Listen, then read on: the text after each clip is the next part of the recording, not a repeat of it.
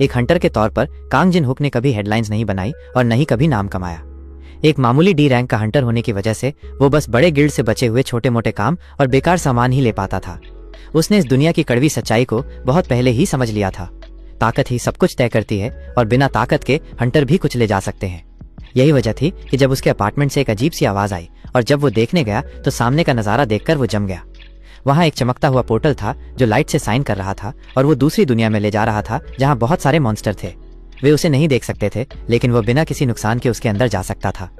एक ऐसे आदमी के लिए जिसके पास खोने के लिए कुछ नहीं था, ये सिर्फ अजीब और डरावना नहीं था, ये अपने खुद के खास डंजन में अकेले लेवल अप करने का एक मौका था। यहाँ का हर मॉन्स्टर और हर खजाना उसी का था, और जब कोई और उसके इनाम चुराने वाला नहीं था तो कांग जिन हुक के पास आखिरकार टॉप पर पहुंचने का एक मौका था। जब उसके पास खोने के लिए कुछ नहीं था तो उसने गहरी सांस ली और पोर्टल से अंदर चला गया और वो एक लेबिरिंथ वाली डंजन के पहले फ्लोर पर पहुंच गया। वो ठीक से देख भी नहीं पाया था कि तभी उसके बाईं तरफ से एक गॉब्लिन उस पर हमला करने के लिए दौड़ा। उसने किसी तरह अपने चेहरे पर डंडे के वार को टाल दिया और वापस अपनी अटारी में भाग गया। गॉब्लिन हैरान होकर इधर उधर देखने लगा और हवा में वार करने लगा। ऐसा लगता था कि वे सच में पोर्टल को नहीं देख सकते थे, और इसका मतलब ये भी था कि वे उसकी तरफ नहीं आ सकते थे। अब जब वो ये जान गया था तो डरने की कोई वजह नहीं थी। उसने एक बेसबॉल बैट लिया और गॉब्लिन का सामना करने के लिए वापस पोर्टल से अंदर चला गया। उसने बैट को गॉब्लिन के गाल पर मारा, जिससे वो हवा में उड़ गया। इसके बाद उसने उसके सीने में वार करके उसको खत्म कर दिया। गॉब्लिन को हराने के बाद उसने अपना बैट उठाया और उसे उसके चेहरे पर मारा और उसे तुरंत मार डाला। ये पहली बार था जब उसने अकेले किसी मॉन्स्टर का हंट किया था, और चूंकि उसे किसी और के साथ एक्सपीरियंस पॉइंट शेयर नहीं करने थे, इसलिए वे सब उसी के थे। गॉब्लिन को मार गिराने के बाद उसका लेवल जो 3 साल से नहीं बढ़ा था वो तुरंत बढ़ गया।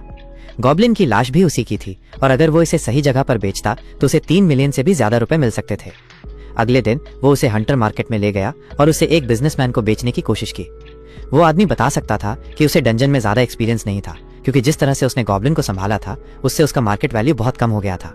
इसके बावजूद वह 3 मिलियन से भी ज्यादा कीमत पाने में कामयाब रहा, जैसा कि उसने सोचा था। उसे बस उस जगह का नाम बताना था जहां उसने गॉब्लिन का हंट किया था, और उसे तुरंत पैसे मिल जाते। जिन ये बात किसी को नहीं बता सकता था। अगर किसी को उसकी अटारी में मौजूद डंजन के बारे में पता चल जाता तो उसका मुनाफा खत्म हो जाता। जब वो इस सिचुएशन से निकलने का रास्ता निकालने की कोशिश कर रहा था, तभी ब्लैक ड्रैगन गिल्ड के हंटर्स का एक ग्रुप हाइनेस की तरह वहां आ धमका। किसी ने उनके इलाके से एक हंट चुरा लिया था और वे इस बात से खुश नहीं थे। सबसे पहले उन्हें लगा कि ये जिन ह्यूक है और वे उससे भिड़ने के लिए आगे बढ़े, लेकिन बिजनेसमैन ने उनका ध्यान एक सुनहरे बालों वाले हंटर की तरफ मोड़ दिया जो इस सिचुएशन से अनजान था। हंटर उससे भिड़ने के लिए आगे बढ़े और उसे तब तक पीटा जब तक वो मुश्किल से हिलने लायक नहीं हो गया। वो उनके इलाके में घुस गया था और बिना इजाजत के वहां मॉन्स्टर का हंट करने की कोशिश की थी। जहां तक उन्हें पता था वो वही सीरियल किलर हो सकता था जिसकी वे तलाश कर रहे थे। उस आदमी को मुश्किल से बोलने लायक हालत में देखकर वे उससे पूछताछ जारी रखने के लिए उसे बिल्डिंग से बाहर खींचकर ले गए। जिस आदमी को बुरी तरह पीटा गया था वो आसानी से जिन ह्यूक हो सकता था। ऐसा नजारा देखकर और ये जानकर कि वो इस बारे में झूठ नहीं बोल पाएगा कि उसे गॉब्लिन कहां से मिला, उसने वहां बेचने का इरादा बदल दिया। अगर वो अपनी जान नहीं गंवाना चाहता था तो उसे बड़े गिल्ड्स के गुंडों से बिना निपटे अपनी लूट बेचने का कोई और तरीका ढूंढना था। जैसे ही जिन हुक घर वापस आया, उसने डंजन में वापस जाने और ज्यादा ताकतवर बनने पर काम करने का फैसला किया। अंदर जाने से पहले उसे ऐसी खतरनाक जगह की यात्रा में जीवित रहने के लिए इनफ इक्विपमेंट से खुद को लैस करना था। उसने खुद को एक टेलीपोर्टेशन स्टोन से लैस किया जो उसे खतरे से बाहर और अपने अपार्टमेंट में वापस टेलीपोर्ट करने देगा। साथ ही एक मॉन्स्टर ट्रैकिंग कंपास भी लिया जो उसके 50 मीटर के दायरे में किसी भी मॉन्स्टर का पता लगाता है। अपनी भरोसेमंद बेसबॉल बैट के साथ वो लेवल अप के लिए डंजन में घुस गया। वो एक के बाद एक मॉन्स्टर को मारता गया और हर बार उसका एक लेवल बढ़ जाता। अपने नाम के मुताबिक गॉब्लिन लेबिरिंथ गॉब्लिन से भरी हुई थी। उसके जैसे कम लेवल वाले किसी व्यक्ति के लिए यह हंट का सही मैदान था जिसका इस्तेमाल वो और ज्यादा ताकतवर बनने के लिए कर सकता था। हंटिंग के एक लंबे दिन के बाद उसकी इन्वेंट्री की एबिलिटी लगभग पूरी भर चुकी थी। उसके पास सिर्फ एक और गॉब्लिन के लिए जगह थी, और चूंकि ये आखिरी था तो वो एक बड़ा गॉब्लिन पसंद करता जो ज्यादा पैसे लाता। कंपास ने एक गॉब्लिन को उसकी तरफ आते हुए दिखाया जो बिल्कुल सही समय था। उसे बस छिपना था और उसके देखने से पहले उस पर घात लगाकर हमला करना था। वो कोने के चारों ओर छिप गया और सही पल का इंतजार किया, और फिर उसने सीधे गॉब्लिन के चेहरे पर अपना बैट घुमाया। सिवाय इसके कि वो गॉब्लिन नहीं था, उसने अभी एक छोटे कद वाले नोटेबल आदमी को मारा था। वो आदमी एक अजीब भाषा में उस पर चिल्लाया जिसे वो समझ नहीं पाया। जिन हुक ने जल्दी से माफी मांगने के लिए सिर झुकाया, जिससे वो आदमी शांत हो गया। उसने एक बैग से 2 हार निकाले और एक जिन हुक को दिया। जैसे ही उसने उसे पहना, वो अचानक से समझ गया कि वो आदमी क्या कह रहा है, और उसे 2 बातें समझ आईं। सबसे पहले ये आदमी उस पर बहुत गुस्सा था जो जिन था, क्योंकि उसने अभी उसके चेहरे पर बैट मारा था। और दूसरी बात, यह आदमी नहीं था, वो एक ड्वार्फ था, एक मैथिकल रेस जिसके बारे में उसने सिर्फ फैंटेसी नॉवल में सुना था।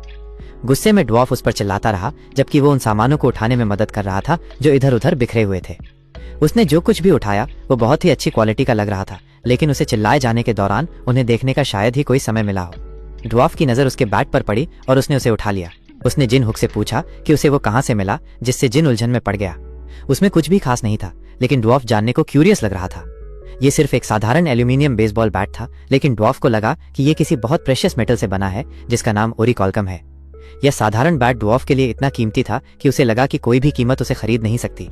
उसने बैट के बदले में जिन हुक को अपने कुछ रेयर आइटम का बिजनेस करने की पेशकश की और मना करने का कोई कारण न देखकर वो ड्वार्फ के पीछे पीछे उसकी वर्कशॉप में चला गया। ड्वार्फ बैट को अपनी वर्कशॉप में और अंदर ले गया, जबकि जिन हुक जगह के चारों ओर देखने लगा। उसने वर्कशॉप में रखी हथियारों पर नजर डाली और सोचा कि उसे कौन सा चुनना चाहिए, लेकिन ड्वार्फ जल्द ही अपने नए और बेहतर बेसबॉल बैट के साथ वापस आ गया। किसी वजह से वो एक चमकदार लाल रंग का चमक रहा था और थोड़ा सा चमक रहा था। जिन हुक सोचता है कि क्या ये सच में उसका बैट है, लेकिन ड्वार्फ पुष्टि करता है कि ये ओरिकॉल्कम की सिर्फ एक खासियत है। ये एक नरम और कमजोर धातु के रूप में शुरू होता है, लेकिन फिर आप इसे जितना ज्यादा एन्चांट करते हैं ये एक मजबूत और टिकाऊ सामग्री में बदल जाता है। वह शब्द उसकी नजर में आ गया। ऐसा लगता है कि ड्वार्फ ने किसी तरह उसके हथियार को एन्चांट कर दिया था। एक इंचांट आइटम एक बहुत ही रेयर आइटम है जो सिर्फ बहुत ही रेयर हाई लेवल के मॉन्स्टर जैसे ए ग्रेड और उससे ऊपर से मिलता है। नए बैट के साथ कुछ ही स्विंग का टेस्ट करने से पता चलता है कि ये पूरी तरह से अलग महसूस होता है जो उसे याद था। ये मानना लगभग इम्पॉसिबल है कि इसके जैसा कुछ भी आर्टिफिशियली बनाया जा सकता है। ये ड्वार्फ और साथ ही ये पूरी डंजन सच में वो किस्मत हो सकती थी जिसकी वो इतने समय से तलाश कर रहा था। वो एक स्टेटस मेनू में स्टेटस की जांच करता है। बैट अब एक मैथिकल बेसबॉल बैट है जिसमें एस ग्रेड की टिकाऊपन और ऑटोमेटिक रिट्रीवल है। उसका एक बार का नॉर्मल एल्यूमिनियम बैट एक रेयर और पौराणिक आइटम बन गया है। अगर वो आइटम बेच सकता तो वो एक बड़ा मुनाफा कमाता, लेकिन बैट पहले से ही उससे बंधा हुआ है, इसलिए वो इसे अब और बेच नहीं सकता। ड्वार्फ ने बैट में ऑटोमेटिक रिट्रीवल वाला मैजिक जोड़ दिया था, जिसका मतलब है कि उसके अलावा कोई और इसका इस्तेमाल नहीं कर पाएगा। आखिरकार वो इससे कोई पैसा नहीं कमा सकता, लेकिन ये फिर भी एक मिथिकल आइटम है और फिर भी पैसे कमाने के और भी तरीके हैं। उसके पास गॉब्लिन की लाशों से भरी एक इन्वेंट्री है जिसे वह मुनाफे के लिए बेच सकता है। एकमात्र समस्या ये है कि गिल्ड से अनवांटेड ध्यान आकर्षित किए बिना उन्हें बेचने की कोई जगह नहीं है। एकमात्र दूसरा विकल्प हंटर इंडस्ट्री का ब्लैक मार्केट है। वे सवाल नहीं पूछते और वे लाशों से कुशलता से निपटते हैं। इसके अलावा उनसे संपर्क करना सच में आसान है। वे हमेशा कम लेवल के हंटर्स को बिजनेस कार्ड देते हैं जिन्हें पैसों की जरूरत होती है, जिसका मतलब है कि उसके पास पहले से ही इस्तेमाल करने के लिए बहुत सारे कार्ड हैं। वो घर चला जाता है और इन ब्लैक मार्केट में से एक का पता लगाने के लिए एक कार्ड का इस्तेमाल करता है। बिजनेस कार्ड इनक्रेडिबली शेडी लगता है, लेकिन अभी उसके पास कोई और विकल्प नहीं है। जब वो इस जगह के अस्तित्व के किसी भी संकेत की तलाश कर रहा था तो एक आदमी ने ऊपर से उसे बुलाया। उसका नाम डिप्टी चो ह्योंग है और वो जिन हुक को अपने बॉस से मिलने के लिए अपने ऑफिस में इनवाइट करता है। वो ली जून चू से मिलता है जो एक अकेला शार्क है जो फिलहाल एक अकेले एजेंट के रूप में छिपा हुआ है जो ब्लैक मार्केट में मॉन्स्टर की लाशों का भी बिजनेस करता है। वे पेमेंट पर चर्चा करने से पहले लाशों का निरीक्षण करने के लिए कहते हैं और जिन हुक उन्हें दिखाने के लिए बाहर लाता है। दोनों जिन हुक द्वारा अपनी इन्वेंट्री से लाई गई लाशों की संख्या से चौंक जाते हैं। इस फैक्ट के बावजूद कि जिन हुक क्लियरली सिर्फ एक नौसिखिया है, वो 20 गॉब्लिन की लाशों को पाने में कामयाब रहा। वे सभी अनबिलीवेबल स्टेट में भी हैं। बेसबॉल बैट की चोटों से सिर टूट गए हैं, लेकिन इसके अलावा वे एकदम सही दिखते हैं। इतने सही कि डिप्टी चो ये नहीं छिपा पाता कि वो उन्हें पाकर कितना एक्साइटेड है। तीनों आदमी कीमतों पर बातचीत करते हैं, लेकिन ब्लैक मार्केट के मर्चेंट द्वारा बीच में ही रोक दिया जाता है जो ये कहने के लिए दौड़ते हैं कि इलाके में एक मॉन्स्टर आ गया है। एक मॉन्स्टर की लाश से मॉन्स्टर को आकर्षित होने का एक रेयर मौका होता है और ऐसा लगता है कि 20 ताजी गॉब्लिन लाशों को जमीन पर बिछाना मॉन्स्टर के लिए एक बीकन भेजने के लिए काफी था। इससे भी बदतर बात यह थी कि जो मॉन्स्टर आए थे वे 2 ऑर्क थे जो इस समय जिन हुक के लीग से बहुत बाहर थे। इस दर पर खुद को बचाने के लिए वो केवल मॉन्स्टर की लाशों को ले सकता था और जितनी जल्दी हो सके भाग सकता था। हालांकि बहुत देर हो चुकी थी। पहला मॉन्स्टर उन तक पहुंच गया था और उन्हें फाड़ने के लिए तैयार दिख रहा था। क्योंकि जिन ह्यूक वहां अकेला हंटर था तो वो ही एकमात्र ऐसा व्यक्ति था जो उनसे लड़ने के लिए काफी मजबूत था। हालांकि इसका मतलब ये नहीं था कि वो उनसे लड़ सकता था और ऑर्क अपनी बैटल एक्स के साथ उस पर हमला करता है। वो पहले वार को टाल देता है, लेकिन दूसरा वार सीधे उसके सिर पर आता है। इतनी कम दूरी पर उसके लिए इससे बचना इम्पॉसिबल था। ऐसा लग रहा था कि ये उसके जीवन का अंत था और वो बुरी तरह से मरने वाला था। तभी उसका नया एन्चांटेड बैट उसकी इन्वेंट्री से खुद ही निकल आता है और हमला होने से ठीक पहले उसे रोक देता है। ये रोक इतनी मजबूत थी कि इसने ऑर्क को 1 सेकंड के लिए वापस भेज दिया। ये उसके इस नए बैट का एक और मैजिक लगता है जो मौजूदगी का पता लगाने का इफेक्ट है। अगर उसके इस नए बैट के साथ ऐसा था तो शायद उसके पास मौका हो सकता है। ऑर्क फिर से हमला करता है, लेकिन जिन हुक इस बार और भी ज्यादा आत्मविश्वासी और तैयार है। वो बैट को पकड़ता है और सीधे ऑर्क के घुटने पर निशाना लगाता है, जिससे वो संतुलन खो देता है। फिर मॉन्स्टर के विचलित होने पर वो उसके चेहरे पर एक और हमला करता है, उसकी गर्दन को तोड़ देता है और उसे तुरंत मार देता है। सिर्फ एक ऑर्क को मारने से उसका लेवल 24 से 36 तक एक ही झटके में बढ़ गया। उसके पास जश्न मनाने का कोई समय नहीं है, क्योंकि दूसरा ऑर्क उन्हें ढूंढ लेता है और उस पर हमला करता है। हालांकि इस बार वह तैयार है। वो हमले को टालता है, फिर उसके पीछे दौड़ता है और ऑर्क की पीठ पर अपना बैट मारता है, इससे पहले कि वो फिर से पोजीशन लेता और उसके सिर पर सीधा एक आखिरी हमला करता, उसे भी तुरंत मार देता। इसके साथ वो कुछ ही सेकंड में 2 ऑर्क्स को आसानी से मारने में कामयाब रहा। ये दिखाता है कि ये एन्चांटेड वेपन सच में कितना पावरफुल है। अब जब हंगामा खत्म हो गया है तो वो सेल्फ सेटिस्फैक्शन से पुरुषों से बातचीत फिर से शुरू करने और 2 मरे हुए ऑर्क्स की लाशों को उनके सौदे में जोड़ने के लिए कहता है। उस दिन जिनहुक अपने कंधे पर एक बोझ लेकर घर गया। जैसे तैसे उसने उन लोगों को बाजार भाव से 15% ज्यादा पैसे देने के लिए मना लिया था। उसके बैंक अकाउंट में इतनी बड़ी रकम देखकर उसे लगभग एक सपना जैसा महसूस हो रहा था। अब जब उसने उन गोब्लिन की लाशों का आखिरकार निपटारा कर दिया था तो उसे बस हंटिंग पर ध्यान देना था। क्योंकि उसने ब्लैक मार्केट डीलर और उसके साथियों को बचाया था, उन्होंने उसके साथ व्यापार जारी रखने का फैसला किया, जिसका मतलब था कि अब उसे लाशें बेचने की चिंता नहीं करनी पड़ेगी। ऐसा इसलिए हुआ क्योंकि शायद डीलर को यह एहसास हो गया था कि जिनहुक सिर्फ एक लो लेवल का चोर नहीं है जो चुराई हुई लाशें बेच रहा है। वो वास्तव में एक हाई लेवल का हंटर है जो 2 ऑर्क्स को भी आसानी से हरा सकता है। लेकिन उसके मैजिकल बैट और नई मिली ताकत के बावजूद उसके मौजूदा इक्विपमेंट उसे हाई ग्रेड के मॉन्स्टर का हंट करने में मदद नहीं कर सकते थे। इसलिए उसे अपग्रेड करने के लिए केवल एक ही विकल्प बचा था, और अगर वो सही तरीके से खेले तो उसे कुछ इक्विपमेंट फ्री में भी मिल सकते थे। अगले दिन वो ड्वार्फ के लिए एक क्रेट भरकर बियर के कैन और शराब खरीद कर लाया। चूंकि ड्वार्फ को एल्यूमिनियम बहुत पसंद था, इसलिए ये उसके लिए सोने की खदान जैसा था। ड्वार्फ को यकीन नहीं हो रहा था कि क्रेट में सब कुछ ओरिकम से भरा हुआ था। उसने बियर चखी लेकिन तुरंत थूक दी। स्वाद बहुत खराब था। उसे एक और चिल्लाने वाली लड़ाई से शांत करने के लिए जिनहुक ने उसे कुछ सोजू दिया। यह अलग था और इसका स्वाद ड्वार्फ को फिलहाल संतुष्ट करने के लिए काफी था। लेकिन यह इनफ नहीं था। उसे वो किक देने के लिए कुछ और भी हो सकता था जिसकी वो तलाश कर रहा था। चूंकि मौका सामने आया था, ड्वार्फ ने जिनहुक से एक डिमांड किया। उसे उसके लिए कुछ क्वारी से निकालने की जरूरत थी। वो जिनहुक को मिथिल ओर निकालने के लिए एक खोज पर भेजता है। लेकिन ओर का शराब से क्या लेना देना है।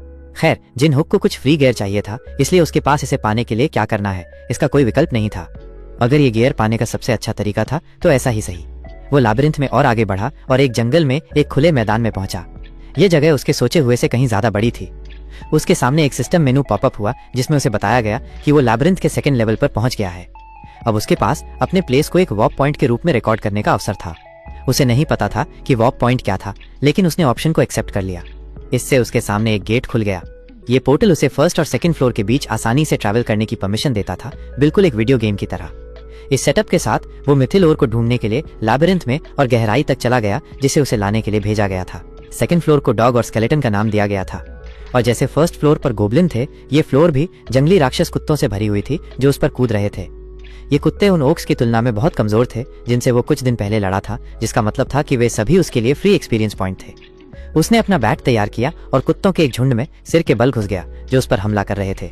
लड़ाई के अंत तक उसने 25 ऑक्स को मार डाला था और उनकी लाशें इकट्ठा कर ली थीं।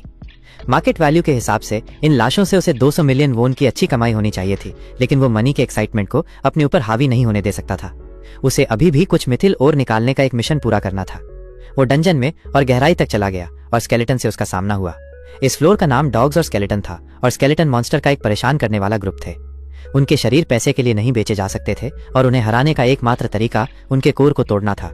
इससे ये लड़ाई और भी ज्यादा दर्दनाक हो गई, खासकर जब उनमें से बहुत सारे उस पर आ रहे थे। लेकिन अपनी मौजूदा स्किल और लेवल के साथ ऐसा कोई तरीका नहीं था जिससे वो उन्हें बाहर न निकाल पाता। लड़ाई के अंत तक वो थक गया था और उसे एहसास हुआ कि ड्वार्फ ने शायद उसे यहाँ इसलिए भेजा था क्योंकि वो खुद इन परेशान करने वाले मॉन्स्टर से निपटना नहीं चाहता था। फिर भी इससे एक अच्छी चीज हुई थी। इन स्केलेटन को मारने से उसका लेवल 100 तक बढ़ गया था, जिसका मतलब था कि अब वो क्लास बदल पाएगा। उसकी क्लास उसके पिछले कार्यों के आधार पर ऑटोमेटिकली चुनी जाएगी। जिस तरह से वो हाल ही में बहुत लड़ रहा था, वो डेफिनेटली किसी तरह का बरसेकर या वॉरियर बन जाएगा। इसके बजाय सिस्टम ने उसे क्लैरिक माना। वो आगे बढ़ता रहा और मिथाइल और इकट्ठा करने में कामयाब रहा जो ड्वार्फ को चाहिए था। यह आश्चर्यजनक था क्योंकि ड्वार्फ को उम्मीद नहीं थी कि जिनहुक उस एक्सपीरियंस से जिंदा बाहर आएगा। वो जिंदा तो था, लेकिन उसे जिस लड़ाई से गुजरना पड़ा था उससे वो थक गया था। खैर, इसके बावजूद ऐसा नहीं था कि वो इस मुकाबले से पूरी तरह खाली हाथ बाहर आया हो। उसने अपने लिए कुछ मिथिल और चुरा लिया था क्योंकि वो महंगा लग रहा था। फिर उसने बाकी ड्वार्फ को दे दिया। चूंकि वो और लाने में कामयाब रहा, ड्वार्फ उसे इसमें से कुछ का यूज करके अपनी पसंद की कोई भी चीज बनाने के लिए सहमत हो गया। चूंकि उसके पास पहले से ही एक शानदार हथियार था, इसलिए अगली चीज जो उसे चाहिए थी वो एक तरह का कवच था, ताकि वो मॉन्स्टर के भारी हमलों का सामना कर सके, प्रेफरेबली कुछ हल्का जो छिपाना आसान हो। ड्वार्फ सहमत हो गया और तुरंत काम पर लग गया। इस प्रोसेस में जिन हुक जितना इंतजार कर सकता था उससे कहीं ज्यादा समय लगा, इसलिए वो कुछ घंटों के लिए झपकी लेने के लिए घर वापस चला गया। वो आधे घंटे बाद जागा और ड्वार्फ की प्रोग्रेस की जांच करने के लिए वर्कशॉप में वापस चला गया। तब तक उसने कवच बना लिया था और वो उससे संतुष्ट लग रहा था। यह मिथिल चेन मेल कवच था जो उसकी शर्ट और हुडी के नीचे आसानी से फिट हो जाना चाहिए था।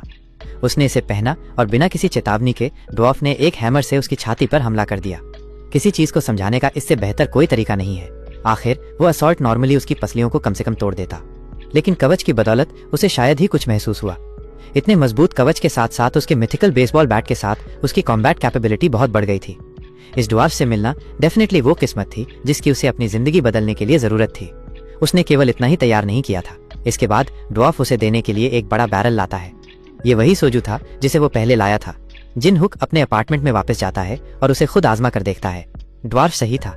सोजू को सिर्फ एक मिथाइल ओर से बने बैरल में रखने से सोजू पूरी तरह से एक अलग पेय में बदल गया था। कुछ इतना वंडरफुल होने से उसे एक शानदार विचार आया। वो फिर से ब्लैक मार्केट डीलर को फोन करता है और उसे एक और डील का वादा करता है। इस बार वो कोबाल्ट लाशें और बढ़िया क्वालिटी की शराब बेच रहा है। शहर के एक दूसरे हिस्से में टाइटन गिल्ड ने अभी अभी कुछ नए खुले गेटों पर अपना ट्रेनिंग पूरा किया था। उन्हें हो जाना चाहिए था, लेकिन अचानक से द लिजर्ड मैन की एक नई वेव गेट से अंदर आ गई। ऐसा लगता था कि ये एक अनोमली गेट था और उन्होंने अभी अभी जितने दुश्मनों को हराया था उनसे 3 गुना ज्यादा बाहर निकल रहे थे। गिल्ड के मेंबर्स में से एक ने दूसरे गिल्ड से मदद के लिए बुलाने का सुझाव दिया, लेकिन डोएन में डिप्टी गिल्ड मास्टर दूसरे को मदद के लिए बुलाकर अपने गौरव को जाने नहीं दे सकता। वो अपने सबॉर्डिनेट से अपनी जगह पर डटे रहने और लड़ने का आग्रह करता है। दूसरी ओर जिन हुक को इतनी मुश्किल नहीं हो रही थी। उसने अभी अभी ऑफिशियली तौर पर अपनी क्लास को एक क्लेरिक के रूप में रजिस्टर करवाया था और उसके ऊपर उसे डी रैंक से सी रैंक में प्रमोट किया गया था।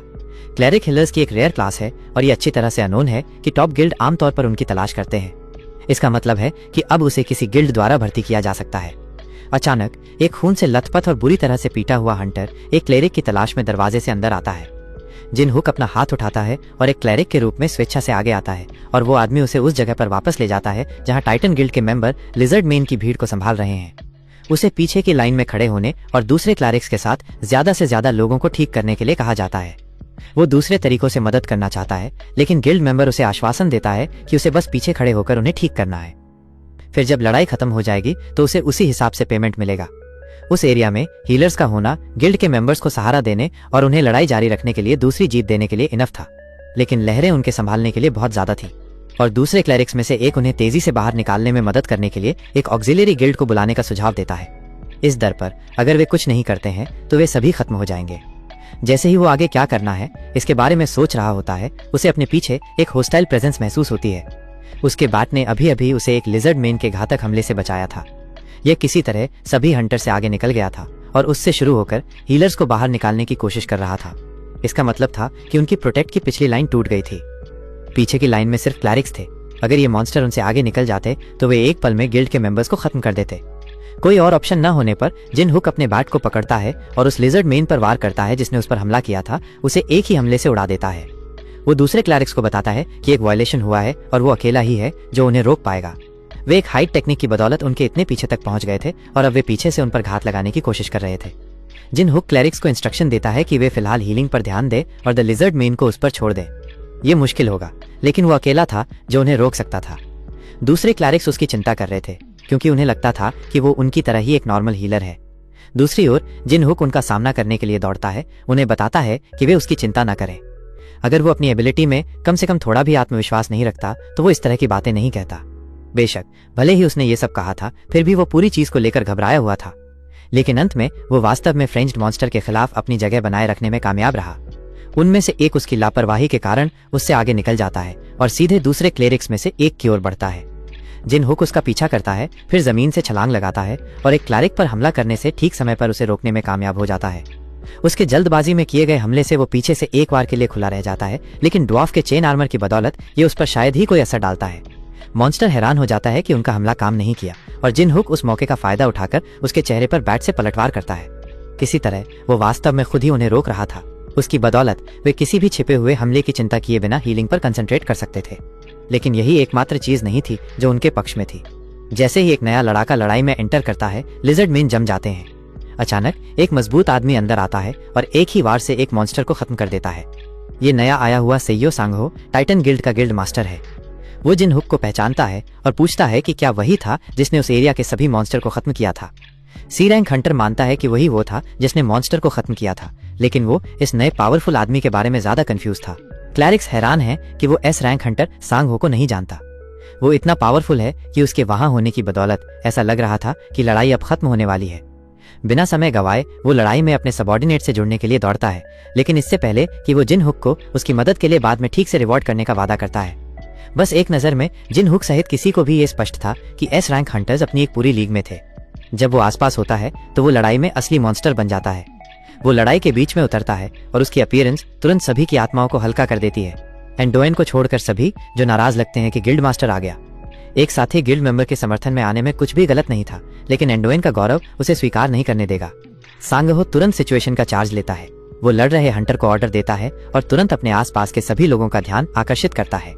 ऐसा करने के बाद वो गिल्ड के मेंबर के एरिया को साफ करने का इंतजार नहीं करता है और जमीन पर एक पावरफुल अटैक करता है जो एक सदमे की लहर पैदा करता है जो सभी लिजर्ड मेन को उड़ा देता है। उसका एक ही वार बहुतों को एक ही झटके में बाहर निकालने के लिए काफी था। कुछ ही मिनटों में सांगहो की मदद से सभी मॉन्स्टर को आसानी से बाहर निकाल दिया जाता है। अब जब वो निश्चित था कि उसके गिल्ड के मेंबर सुरक्षित हैं, तो वो एंडोइन को उसकी जैकेट से पकड़कर उसे डांटने के लिए कहता है। जब उसने मॉन्स्टर का अकेले सामना करके अपनी जिंदगी और अपने सबॉर्डिनेट की जिंदगी को जोखिम में डालने का फैसला किया, तो वो क्या सोच रहा था। वो दावा करता है कि वो सिर्फ गिल्ड की प्रेस्टीज की रक्षा करना चाहता था, लेकिन सांगहो जानता है कि सच्चाई ये है कि एंडी सिर्फ अपने गौरव की रक्षा करना चाहता था। दोनों की एक छोटी सी नजर लड़ाई होती है, जब तक कि गिल्ड के मेंबर में से एक उसे याद नहीं दिलाता कि उसे उन क्लैरिक्स को बर्खास्त करना होगा जिन्होंने ऑन द स्पॉट को साफ करने में मदद की। गिल्ड मास्टर खुद को शांत करते हैं और पर्सनली हंटर को एड्रेस करने और थैंक्स कहने के लिए जाते हैं, खासकर जिन ह्यूक को, जो मेन रीजन है कि आज इतने सारे लोग जिंदा बच गए। ग्रैटिट्यूड के साइन के रूप में वो उन्हें रजिस्ट्रेशन प्रोसेस से गुजरे बिना तुरंत गिल्ड में एंटर करने की परमिशन देने की ऑफर करते हैं। ये कुछ ऐसा है जिसे एंडोजान एक्सेप्ट नहीं कर सकता। वो जल्दी से आता है और जिन ह्यूक को एक ऑर्डिनरी डी रैंक बताकर नीचा दिखाता है, जिसे सिर्फ लक का साथ मिला। दूसरी ओर सांगहो उसे याद दिलाने में कोई हेजिटेशन नहीं करता कि इस ऑर्डिनरी ईस्ट डी रैंक ने इतने सारे लाइफ बचाए हैं जो अगर उसकी जिद नहीं होती तो खो गए होते। फिर वो एंडोजान को जिन ह्यूक से माफी मांगने के लिए मजबूर करता है, जो पहले से ही सब गिल्ड मास्टर के गौरव के लिए एक बड़ा झटका है। इतना होने पर भी जिन ह्यूक रिस्पेक्टफुली ऑफर को डिक्लाइन कर देता है। वो किसी ऐसे गिल्ड का हिस्सा नहीं बनना चाहता जो एंडोजान जैसे लोगों को किसी भी तरह का राइट्स रखने देता हो। यह आखिरी तिनका था। एंडोजान एक बड़े हुए मुक्के के साथ उस पर झपटता है, लेकिन उसके पेट पर एक डिफेंसिव स्ट्राइक उसे वहीं रोकने के लिए काफी है। यह हिट एंडोजान को तुरंत बेहोश करने के लिए इनफ है। यह अवसर इतना ध्यान देने योग्य क्षण है कि अगले दिन ये एक समाचार लेख में दिखाई देता है।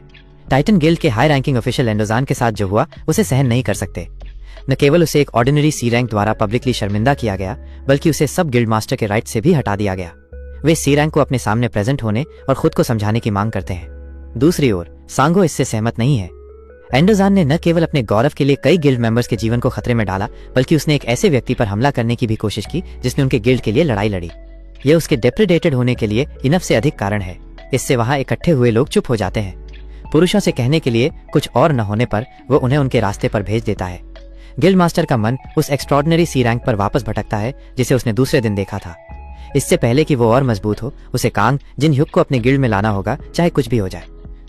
क्वेश्चन पर्सन अपने अपार्टमेंट में आलस से बैठा है, एक पेय का आनंद ले रहा है, जबकि अपने खर्चों को देख रहा है।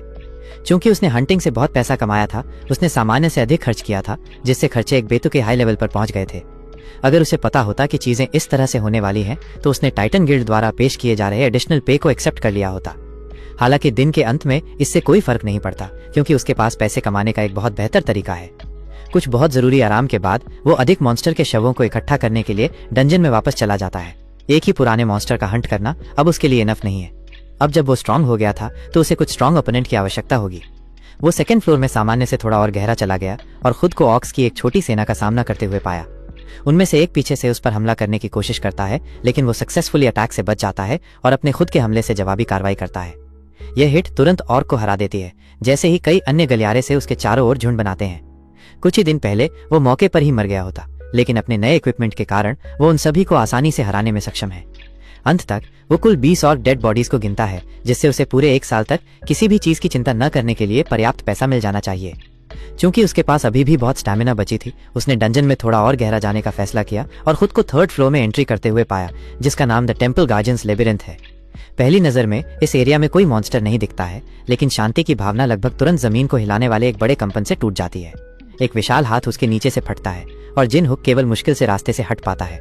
ये हाथ एक पत्थर के गोलेम का है, जो माना से बना एक आर्टिफिशियल मॉन्स्टर है। उसके हमले उसके लिए चकमा देने के लिए बहुत तेज हैं और वे इतने पावरफुल हैं कि जब वो उसे रोकता है तब भी वो एक बड़ी मात्रा में पीछे धकेल दिया जाता है। ये उसे कोशिश करने और वापस लड़ने के लिए बहुत कम विकल्प छोड़ता है। गोलेम इनक्रेडिबली स्ट्रांग लगता है, लेकिन इसमें उस स्ट्रेंथ का यूज करने के लिए इंटेलिजेंस की कमी है। जिन हुक इसका फायदा उठाता है और उसके सिर पर एक हमला करने में सफल होता है, इसे टुकड़ों में तोड़ देता है और गोलेम को गिरा देता है, लेकिन इसे फिर से बनने में ज्यादा समय नहीं लगता है। जिन हुक गोलेम के एक इंपॉर्टेंट पॉइंट को भूल गया था। इसे केवल इसके कोर को पूरी तरह से तोड़कर ही हराया जा सकता है।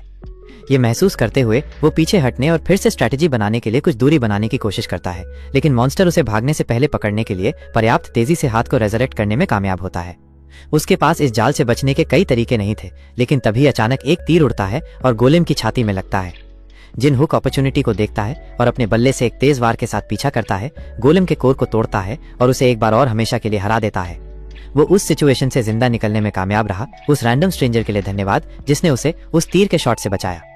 वो अपने सेवियर को धन्यवाद देने के लिए मुड़ता है, लेकिन जब वो ड्वार्फ को देखने के बजाय जिसकी उसे उम्मीद थी, वो एक सुंदर दिखने वाली महिला को कुछ अजीब दिखने वाले कानों के साथ देखता है तो वो चौंक जाता है। उन कानों का मतलब है कि वो वास्तव में एक एल्फ है। वो अपना सिर झुकाता है और उसे बचाने के लिए थैंक्स कहता है, लेकिन जब उसका सिर नीचे होता है तो एल्फ को उसकी ओर भागते हुए नहीं देखता है। उसे देखने के लिए केवल 1 सेकंड मिलता है, इससे पहले कि वो उसे कॉलर से पकड़ लेती है और पूछताछ के लिए उसे करीब खींचती है। उसने उसे इस डंजन में पहले कभी नहीं देखा। वो क्यूरियस है कि वो कौन है और कहां से आया है। एल्फ क्लियरली जिन हुक की दुनिया से नहीं है। वो नहीं जानती कि वो कहां से है और उसका पहनावा उसे अपरिचित लगता है। वो उस पर सवालों की बौछार करती है, जबकि वो उसकी पकड़ से खुद को फ्री करने के लिए स्ट्रगल करता है। जब वो ये मेंशन करता है कि उसने आज डंजन में एंट्री किया तो वो फाइनली उसे जाने देती है। इसका मतलब है कि वो जानता है कि डंजन का एंट्रेंस कहाँ है। वो उसे जमीन पर धकेलती है और अपना बो गिरा देती है। उसे आखिरकार इस डंजन से बाहर निकलने का रास्ता मिल गया है। जिन हुक खड़ा होता है और ये जानने की मांग करता है कि वो बेवजह एग्रेसिव क्यों हो रही है। एल्फ उसे अनदेखा करती है और इसके बजाय मांग करती है कि वो उसे एग्जिट तक ले जाए। वह उसे बस कहीं से भी ऑर्डर देने से अफेक्ट नहीं है। हालांकि वो वास्तव में सुंदर है, इसलिए वो इसे अभी के लिए जाने देगा। वो बताती है कि अगर वो उसे सक्सेसफुली डंजन से बाहर निकालता है तो वो उसे पर्याप्त मुआवजा देगी। आखिर वो एक प्लैटिनम रैंक वाली मर्सनरी है, इसलिए वो उस पर भरोसा कर सकता है। उसका नाम लूसिया है और वो एक हाफ एल्फ है जो खुद को काफी फेमस होने पर गर्व करती है। डेफिनेटली उसने उसके बारे में कहीं से सुना होगा। हालांकि जिन हुक को कोई पता नहीं है कि वो किस बारे में बात कर रही है या वो कौन है। वो दोहराती है कि वो एक प्लैटिनम रैंक वाली मर्सनरी है और उसे अपना बैज दिखाती है, लेकिन उसने अभी भी इनमें से किसी भी चीज को पहले कभी नहीं देखा या सुना है। क्या वो किसी तरह के कंट्री साइड से आया था? वो नहीं जानता कि बैज क्या है या वो कौन है। वो उसे बताता है कि वो कोरिया में सियोल से है। अब उसकी बारी कंफ्यूज होने की है और उसे एहसास होता है कि मैड मैजिशियन वास्तव में अपने डायमेंशनल हॉपिंग मैजिक में सफल हो सकता है। वह उसे अपने डाउट के बारे में बताती है। सिंपल वर्ड्स में उसके डायमेंशन से एक मैजिशियन ने इस डंजन पर एक मैजिक डाला जिसने इसे उसके डायमेंशन में कूदने का कारण बना दिया। ऐसा कुछ भी पॉसिबल नहीं लगता है, लेकिन ऐसा लगता है कि वास्तव में यही हुआ है। हालांकि चूंकि यह एक डायमेंशनल बदलाव था, इसका मतलब है कि मैजिक को उलटना उसे अपनी दुनिया में लौटने की परमिशन देगा। जिन हुक को लगा था कि कुछ अजीब है, लेकिन ये पता चला है कि ये डंजन इस दुनिया से भी नहीं है। अगर ये जगह अपने ओरिजिनल लोकेशन पर वापस आती है तो ये उसके लिए एक बड़ी समस्या हो सकती है। वो उससे पूछता है कि क्या वो अभी डंजन को वापस भेजने की योजना बना रही है, लेकिन वो ऐसा नहीं कर सकती। यहाँ मैजिक को उलटना बहुत मुश्किल होगा, लेकिन एक पॉसिबल लोकेशन है जो असिस्टेंट होगा। ये इस डेस्टिनेशन पर एक छिपा हुआ कमरा है जिसे उसने बहुत पहले एक एग्जिट की तलाश करते समय पाया था। वो वहां पहुंचने में उसकी मदद मांगती है और वहां पहुंचने में उसकी मदद के लिए उसे अवॉर्ड करने का वादा करती है। शर्तें बहुत खराब नहीं लगती हैं, इसलिए वो उसे छिपे हुए कमरे तक पहुंचने में मदद करने के लिए सहमत हो जाता है। वे वहां जाते हैं और रास्ते में कुछ ऑक्स से लड़ते हैं। जिन हुक देखता है कि वो जितनी उसने सोची थी उससे कहीं ज्यादा स्ट्रांग है। जो तीर उसने पहले दागा था वो भी कोई मजाक नहीं था। उससे यहाँ लड़ना उसके लिए एक नुकसान होगा। उसका सबसे सेफ बेट उसके साथ कोलैबोरेशन करना और सिचुएशन का असेसमेंट करना जारी रखना होगा। थोड़ा और चलने के बाद वे एक सेफ प्लेस पर आराम करने का फैसला करते हैं। जिन हुक ने इमरजेंसी के लिए अपनी जेब में कुछ चॉकलेट पैक किए थे और वो उसे खाने के लिए एक देता है। वो इसे तुरंत पसंद करती है और अधिक की मांग करती है और अपनी पूरी सप्लाई खाने के बाद वो और भी अधिक मांगती है। वो अनफॉर्चुनेटली आखिरी था और वो एक्सेप्ट करती है और ट्रैवल जारी रखने के लिए इनफ सेटिस्फाइड लगती है।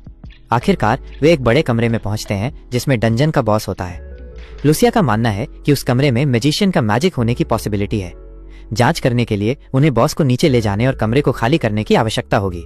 वो उसे बताती है कि उसे ज्यादा कुछ करने की जरूरत नहीं है, उसे बस उसे खत्म करने में मदद करनी है। एक बार जब वो इसे नीचे ले आती है, वे दरवाजा खोलते हैं और मॉन्स्टर तुरंत एक गुस्से भरी दहाड़ निकालता है इससे पहले कि वो हमला करे। लूसिया एक एरो चार्ज करती है और सीधे बॉस की छाती पर निशाना साधती है। वो जिन हुक से उसे ध्यान से देखने के लिए कहती है। फिर वो अपने हमले के इफेक्ट को बढ़ाने के लिए ऑरा नामक एक टेक्निक का यूज करती है। वो एरो चलाती है और ये सीधे बॉस पर लगता है, जिससे ये तुरंत अपनी पीठ पर गिर जाता है। उसके हमलों में से एक इसे नीचे लाने के लिए इनफ था, भले ही आर्मर मॉन्स्टर कितना भी बड़ा था। ये वो टेक्निक है जिसे वो उसे सिखाने जा रही है, लेकिन सबसे पहले उसे मॉन्स्टर को फिर से उठने से पहले खत्म करना होगा। गोलेम की तरह ही उसे इसे बाहर निकालने के लिए कोर को निशाना बनाना होगा। वो गिरे हुए क्रिएचर की छाती पर कूदता है और अपने बल्ले को वहीं मारता है जहां उसे लगता है कि कोर होना चाहिए। एक हिट इसे नीचे लाने के लिए इनफ नहीं लगती है, हालांकि और एक बड़ी मुट्ठी किनारे से उस पर झपटती है। वो अपने क्लर्क स्किल होली शील्ड के साथ इसे मुश्किल से रोकता है। फिर वो अपनी स्पीड का यूज खुद को वापस उसकी छाती पर धकेलने के लिए करता है। अगर एक हिट इसे नीचे लाने के लिए इनफ नहीं है तो वो बस तब तक मारता रहेगा जब तक वो हिलना बंद नहीं कर देता। आखिरकार वह कोर को खोल देता है और क्रिएचर आखिरकार हार जाता है। वो फिर से लेवल बढ़ाता है, इस पॉइंट पर लगभग 200 तक पहुंच रहा है। अब जब क्रिएचर हार गया है तो वो लूसिया के पास लौटता है और उससे उसे ऑरा का यूज करना सिखाने के लिए कहता है, लेकिन उसने पहले ही ऑरा का यूज कर लिया है। उसकी होली शील्ड स्किल ने उसकी होली क्लर्क पावर को ऑरा में बदल दिया। उसके लिए यह सिर्फ एक क्लास स्किल था, लेकिन वो नहीं जानती कि वो क्या है। इसके अलावा अगर वो इस तरह के स्किल का यूज कर सकता है तो ऐसा लगता है कि वो जितनी उसने सोची थी उससे कहीं ज्यादा तेजी से ऑरा का यूज करना सीख पाएगा। क्योंकि उसमें इसे अच्छी तरह से चलाने की एबिलिटी है, इसका मतलब है कि वो तुरंत ऑरा के साथ अपने हमलों को बढ़ाना शुरू करने में सक्षम हो सकता है। लेकिन सबसे पहले एक शर्त है, वो उसे उसके लिए और चॉकलेट लाने के लिए वापस भेजती है। शहर में वापस सांगो अपनी सेक्रेटरी ली हेना के साथ चलता है और एक नई एनॉमली पर चर्चा करता है जो गंगनम स्टेशन के पास दिखाई दी। इसका पता कल चला था, जिसका मतलब है कि उनके पास वहां एक पावरफुल मॉन्स्टर के रिवील्ड होने से पहले तैयारी करने के लिए लगभग 5 दिन है। कोई फर्क नहीं पड़ता कि सांगो इसे कैसे पिक्चर करता है, उसके गिल्ड के लिए अकेले इसका सामना करने का कोई तरीका नहीं है। हालांकि अदर सभी मेजर गिल्ड को फॉरेन कंट्री में भेज दिया गया है, जिसका मतलब है कि टाइटन गिल्ड कोरिया में लड़ने के लिए एकमात्र बचा हुआ है। हेना लोकली फ्रीलांसिंग करने वाले कैपेबल हंटर की तलाश जारी रखेगी, लेकिन उनमें से कोई भी विश्वसनीय नहीं लगता है। हालांकि सांगो ने पहले ही किसी और पर अपनी नजरें गड़ा ली है। वास्तव में संयोग से वो व्यक्ति अभी अभी सड़क के दूसरी तरफ से गुजर रहा था। वो अपनी सचिव के साथ अपनी बातचीत से खुद को बहाना बनाता है और जिन हुक का पीछा करता है। वो एल्फ द्वारा उसे लाने के लिए कहे गए स्नैक्स का एक बड़ा बॉक्स घर ले जा रहा है जब गिल्ड मास्टर की आवाज उसका ध्यान खींचती है।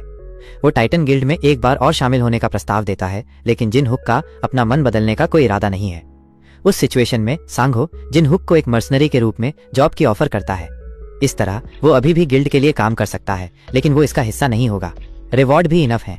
यह अधिक दिलचस्प लगता है, लेकिन जिन हुक केवल इसके बारे में सोचने का वादा करता है। जिन हुक डंजन में लौटता है और इमेजिनरी ड्वार्फ एल्फ को स्नैक्स देता है। वो उन्हें खुशी खुशी खा जाती है और ये साफ है कि उनकी दुनिया में इस तरह का खाना नहीं मिलता। भरपेट खाने के बाद जिन हुक उससे पूछता है कि वे बॉस मॉन्स्टर को हरा चुके हैं, फिर भी वो बेसमेंट में क्यों खा रही है।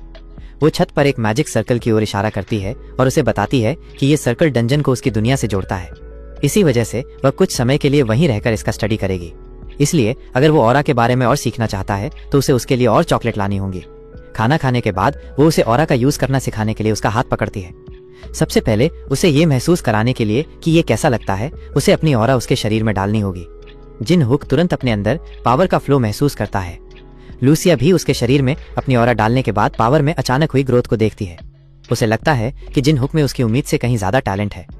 उसके शरीर में होली पावर का फ्लो इतना इंप्रेसिव है कि वो मानती है कि वो दिन के अंत तक ओरिजिनल बातें समझ जाएगा। वो उसकी टैलेंट की सराहना करती है और उससे पूछती है कि क्या वो अपने शरीर में ऑरा के फ्लो को याद कर सकता है। उसे पूरा यकीन है कि वो कर सकता है और लूसिया उसकी बात मानकर डंजन से निकलने लगती है। उसे पहले मैजिक सर्कल की जांच करनी थी, लेकिन ऐसा लगता है कि उसे ऑरा का यूज करना पूरी तरह से सिखाना ज्यादा तेज होगा और इसका सबसे अच्छा तरीका प्रैक्टिकल एक्सपीरियंस है। वो उसे डंजन के एक अलग हिस्से में ले जाती है। डिया ने उसे मॉन्स्टर के झुंड में फेंक देती है। वो एक साथ गोब्लिन और कोबाल्ट की सेना से लड़ता है, लेकिन उनके खिलाफ खुद को संभालने में कामयाब रहता है और उनके बॉडी भी इकट्ठा करता है। वो लूसिया की ओर मुड़ता है और उससे पूछता है कि जब उसने उससे कहा था कि वो ऑरा का यूज करना सीख रहा है तो उसे अचानक मॉन्स्टर के झुंड से क्यों लड़ना पड़ रहा है। वो उसे बताती है कि इसी तरह वो ऑरा का यूज करना सीखेगा। हालांकि उसने उसके शरीर में थोड़ी सी ऑरा भर दी है ताकि उसे इसका एहसास हो सके, उसे बाकी खुद ही महसूस करना होगा। और ऐसा करने के लिए उसे बस अपनी होली पावर का यूज करके ऑरा को एक्टिव करने में महारत हासिल करनी है और असली लड़ाई के बीच से बेहतर कोई तरीका नहीं है। वो इस बात से ज्यादा परेशान है कि उसने उसे इनमें से कुछ भी नहीं बताया और बिना किसी चेतावनी के उसे सीधे लड़ाई में फेंक दिया। जब वे लड़ रहे होते हैं तो जमीन हिलने लगती है और जमीन से एक पत्थर का गोलेम बाहर निकलता है। वो जोर से दहाड़ता है और जिन हुक को पीछे धकेल देता है, जबकि लूसिया ये बताती रहती है कि उसे अपनी एबिलिटी को खोलने के लिए एक सच्चे संकट का सामना करना होगा। उसे बस कंसंट्रेट करना है और अपनी एबिलिटी से पैदा हुई शील्ड से निकलने वाली होली पावर को महसूस करने की कोशिश करनी है। ग्रेडियंट ऑरा से बनी है, इसलिए एक बार जब उसे इसकी आदत हो जाएगी तो वो इसे जल्दी से सीख जाएगा। ये कहना आसान है लेकिन करना मुश्किल है, क्योंकि वो सेक्रेट शील्ड को कॉन्शियसली एक्टिव नहीं करता है। वो किसी ऐसी चीज से ऑरा को कैसे महसूस कर सकता है जो अपने आप चालू हो जाती है। मॉन्स्टर जिन हुक की ओर एक ह्यूज फिस्ट लाता है और वो सेक्रेट शील्ड से इसे फिर से रोकता है, लेकिन इस बार उसे कुछ महसूस होता है। ये उसके बाएं हाथ के चारों ओर कुछ टाइप की एनर्जी जमा हो रही है, जो कि एबिलिटी को एक्टिव करने वाला हाथ था। यह जरूर होली पावर जैसा लगता है। मॉन्स्टर पीछे हटता है और फिर से हमला करता है और जिन हुक अपनी सेक्रेट शील्ड को फिर से बुलाता है, सिवाय इसके कि इस बार इसका साइज उसके याद किए गए साइज से अलग है। शील्ड को बुलाने की फीलिंग भी अलग है। ये जरूर ऑरा होनी चाहिए। गोलेम उसे ये सब पता लगाने का समय नहीं देता है और शील्ड पर अटैक करता है, जिससे जिन हुक पीछे की ओर उड़ जाता है। लूसिया अपने मंच से उसका मजाक उड़ाती है। उसने उससे अपनी एबिलिटी की आदत डालने के लिए कहा था, न कि मूर्खतापूर्ण गलतियां करने के लिए। हालांकि वो वही कर रहा था जो उसने उससे कहा था। जैसे ही वो दूसरे हमले की तैयारी करता है, उसके सामने एक स्टेटस विंडो दिखाई देती है। उसने होली पावर एप्लीकेशन नामक एक नई एबिलिटी हासिल कर ली है। यह एबिलिटी उसे होली पावर का यूज करने और यूज की गई होली पावर की मात्रा के आधार पर अपने अटैक और डिफेंस को बढ़ाने के लिए एनर्जी का यूज करने की परमिशन देती है। इसका मतलब है कि जॉब बदलने से परे भी एबिलिटी हासिल करने के तरीके हैं। लूसिया उसे खोया हुआ देखती है और खुद ही मामलों को संभालने का फैसला करती है। ऐसा लगता है कि ऑरा सीखते समय गोलेम का सामना करना उसके लिए बहुत ज्यादा था, इसलिए वह उस चीज को संभालने की ऑफर करती है। जिन हुक दूसरी ओर जल्दी से खुद को ठीक कर लेता है और उसे पीछे हटने के लिए कहता है। अब जब उसे अपनी नई पावर की समझ हो गई है तो उसे सब कुछ संभाल लेना चाहिए। वो गोलेम पर हमला करता है, फिर जमीन से छलांग लगाता है और ठीक उससे आने वाली एक और स्टोन की मुट्ठी को चकमा देता है। फिर हवा में रहते हुए वो अपनी ऑरा को बैट में फोकस करता है, फिर अपनी गति बढ़ाने के लिए सामने की ओर घूमता है और ऑरा एनहांस्ड बैट को गोलेम के सिर पर नीचे लाता है। मॉन्स्टर गिर जाता है, लेकिन वो अभी भी संतुष्ट नहीं है। वह उसकी छाती पर उतरता है और एक बार फिर कंसंट्रेट करता है और भी ज्यादा ऑरा को अपने बैट में बदलने की कोशिश करता है, इससे पहले कि वो उसे गोलेम की छाती पर नीचे लाए, और उसी समय सेक्रेड ऑरा नामक एक नई एबिलिटी को अनलॉक करता है। अपने ऑगमेंटेड वेपन के साथ वो गोलेम को अपने बैट से मारता है और सक्सेसफुली कोर को तोड़ देता है। अपनी सेक्रेड ऑरा को अनलॉक करके उसने प्रिसिशन स्ट्राइक और अनयील्डिंग जैसी नई एबिलिटी भी हासिल कर ली। लूसिया के ट्रेनिंग की बदौलत वो 2 पैसिव एबिलिटी और एक एक्टिव एबिलिटी को अनलॉक करने में सक्षम था। हालांकि वो इस बात को लेकर ज्यादा चिंतित है कि उसने लड़ाई में इतनी जल्दी ऑरा का यूज करना कैसे सीख लिया। उसे उम्मीद थी कि वो उसे बस ओरिजिनल बातें सिखाएगी और दिन का अंत कर देगी, लेकिन इसके साथ उसे अंत तक चीजों को देखना होगा। वो अपने एक एरो को लेती है और एक दीवार को गिराती है, जिससे एक और बड़े मॉन्स्टर के झुंड के लिए रास्ता खुल जाता है। जिन हुक अफेक्ट नहीं होता है, लेकिन वो अपने बैट को तैयार करता है और एक और लड़ाई के लिए तैयार होता है। डंजन में राक्षसों के साथ लड़ाई ने उसे बहुत थका दिया था और जब तक वो मॉन्स्टर के डेड बॉडीज को बेचने जाता है तब तक वो थक चुका होता है। वो इतना थका हुआ है कि जब वे मिलते हैं तो ब्लैक मार्केट का ऑनर जुनचुल ये देखता है। वो ऐसा लगता है जैसे वो अभी अभी एक वॉर से गुजरा हो। जून ने ज्यादा सवाल ना पूछने का फैसला किया और मॉन्स्टर के डेड बॉडीज को एक्सेप्ट करके काम पर लग गया। वह पिछली बार बेची गई शराब का भी जिक्र करता है। उसने उन्हें ट्रेडिशनल आर्टिसन सोजू के रूप में बेचा था और जब से ये मार्केट में आया है ऑर्डर की बाढ़ आ गई है। इतनी कम समय में इस ड्रिंक के पॉपुलर होने के साथ वो शराब बेचने पर कंसंट्रेट कर सकता है और फिर कभी पैसे की चिंता नहीं करनी पड़ेगी। जीवन भर के लिए इनफ मनी और पहले से ही एक छोटा बिजनेस स्टैब्लिश होने के साथ जिन हुक आराम करने के लिए घर जाता है। लूसिया के साथ उसकी ट्रेनिंग ने उसे बहुत थका दिया है और बिस्तर पर लेटने के कुछ ही सेकंड बाद वो तुरंत बेहोश हो जाता है। कुछ ही देर बाद वह डिजास्टर अलर्ट की आवाज से जाग जाता है। एक जोरदार ऑटोमेटेड वॉइस सड़क पर सभी से बाहर निकलने और सेफ प्लेस पर जाने का आग्रह करती है। आज पहले से ही मॉन्स्टर अटैक का दिन है। ऐसा लगता है कि ये इस महीने जल्दी आ गया है। मॉन्स्टर इन्वेशन आमतौर पर बेतरतीब ढंग से होते हैं, लेकिन एक फिक्स्ड अटैक है जो 1 महीने की स्टिपुलेटेड पीरियड के बाद होता है। यह अटैक काफी आम है और आमतौर पर जिन हुक कुछ खुले पैसों के लिए कुछ लोअर लेवल के मॉन्स्टर को पकड़ने के लिए इस अवसर का यूज करता था। हालांकि इस बार वो परवाह करने के लिए बहुत थका हुआ है। बड़े गिल्ड वैसे भी उनका ख्याल रखेंगे, इसलिए उसे एक उंगली भी नहीं हिलानी चाहिए। कम से कम यही योजना थी जब तक कि उसके फोन पर एक सूचना नहीं आई जिसमें उसे इन्फॉर्म किया गया कि अटैक की अर्जेंसी के कारण मॉन्स्टर के लिए रिवॉर्ड 3 गुना हो जाएंगे। 3 गुना रिवॉर्ड के साथ जिन हुक अब अटैक को नजरअंदाज नहीं कर सकता। वो ये देखने के लिए सड़क पर निकलता है कि क्या वो कुछ को मार सकता है और कैश कमा सकता है। इस बीच सिक्योरिटी ऑफिसर लोगों को गाइड करते हैं और शहर से भाग रहे मॉन्स्टर के झुंड से टाइटन गिल्ड की लड़ाई के दौरान सड़कों को साफ करने की कोशिश करते हैं। मॉन्स्टर के नंबर्स के कारण सेफ्टी लाइन पहले ही टूट रही है और सैंगहो लड़ाई जारी रखने के लिए अपनी स्टैमिना से बाहर निकल रहा है। चाहे वो कितने भी मॉन्स्टर को मारे और भी ज्यादा आते रहते हैं। गिल्ड के मेंबर पहले ही अपनी लिमिट पर हैं और हालांकि ऐसा लगता है कि उनका पलड़ा भारी है, लेकिन चीजें बहुत प्रॉमिसिंग नहीं लग रही हैं। गिल्ड सेक्रेटरी सिक्योरिटी के पीछे से लड़ाई को चिंतित होकर देखती है। हालांकि ऐसा लगता है कि गिल्ड मास्टर की बदौलत सब कुछ ठीक चल रहा है। वो बता सकती है कि वे कमजोर पड़ रहे हैं। अगर उनके पास ज्वार को मोड़ने के लिए एक और पावरफुल हंटर होता। उसका मन उस आदमी की ओर भटकता है जिसे गिल्ड मास्टर ने कुछ समय पहले होनहार पाया था। वो अपना फोन लेती है और जिन हुक को बुलाती है। वो कुछ गोब्लिन से लड़ रहा होता है। जब वो उठाता है, वो उसे टाइटन गिल्ड के साथ लड़ने का मौका देती है और बदले में उसे भारी मुआवजा मिलेगा। वो जनरल कंपनसेशन का 5 गुना मांगता है और वो सुझाव देती है कि वे और अधिक चर्चा करने के लिए एक प्रीडेटर माइंड जगह पर मिले। जब वे मिलते हैं तो वो उसे 4 गुना मुआवजा देती है और वो अनिच्छा से सहमत हो जाता है। इसके साथ वो उसे एक इक्विपमेंट देती है जो उसके द्वारा मारे गए मॉन्स्टर के नंबर का ट्रैक रखेगा, ताकि वे ये ट्रैक रख सकें कि उसने गिल्ड के लिए कितना योगदान दिया। अगर वो लड़ाई में एवरेज से ज्यादा कंट्रीब्यूशन देता है तो उसे वो सब कुछ मिलेगा जो वो मांग रहा है। अब जब उसे अपनी एबिलिटी को दिखाने और उसके लिए उचित पेमेंट पाने का मौका मिला है तो वो हेल्प प्रोवाइड करने के लिए लड़ाई की ओर निकल पड़ता है। हीना अनिच्छा से उसे जाते हुए देखती है और सोचती है कि क्या वो उन उम्मीदों पर खरा उतरेगा जो सैन हो को उससे हैं। वो एक बार सिर्फ किस्मत से एनोएन को हराने में कामयाब रहा था, लेकिन उसकी एबिलिटी अभी भी अनसर्टेन है। वो बैटलफील्ड में आता है और तुरंत एक भयंकर ओगरे का पीछा करता है जो पूरी भीड़ को चौंका देता है। वो एक ही झटके में उसे मारने में कामयाब हो जाता है, जिससे बाकी सभी को लगता है कि उसे कम से कम एक ए रैंक हंटर होना चाहिए। ए रैंक करीब है, लेकिन जिन हुक का मानना है कि अपनी करंट एबिलिटी के साथ उसे ए रैंक से ज्यादा स्ट्रांग होना चाहिए। वो एक पल के लिए एक ऑरा पोशन पीने और रिचार्ज करने के लिए रुकता है। लूसिया के इंटेंसिव ट्रेनिंग की बदौलत वो लेवल 200 तक पहुंचने में कामयाब रहा है। आमतौर पर वो एक ओगरे का सामना नहीं कर पाता, लेकिन जब तक उसकी ऑरा खत्म नहीं होती उसे एक एस रैंक हंटर के साथ तालमेल बिठाने में सक्षम होना चाहिए। और अभी उसके पास 1500 से ज्यादा ऑरा पोशन है, जिसका मतलब है कि उसके चारों ओर के सभी मॉन्स्टर अभी सिर्फ पैसे कमाने वाले थे। कहीं और इंडोएन अपने गिल्ड मेंबर के साथ मॉन्स्टर को मार रहा है। वो देखता है कि मॉन्स्टर के नंबर ड्रामेटिकली कम हो रही है और वो एक ग्रुप को देखने के लिए मुड़ता है जो किसी को आसानी से मॉन्स्टर को मारते हुए देख रहा है। वो खुद उन पर जांच करता है और एक ही व्यक्ति को देखता है जिससे वो अभी सबसे ज्यादा नफरत करता है। वो हैरान हंटर को ऑर्डर देता है और उन्हें सपने देखना बंद करने और मॉन्स्टर से लड़ने के लिए वापस जाने के लिए कहता है। ये आदमी यहाँ क्यों था और इसे किसने इनवाइट किया था? जिन हुक को देखकर ही उसे उनकी पिछली मुलाकात याद आ जाती है और कैसे उसका शर्मनाक पल पूरे न्यूज पर प्रसारित हुआ था।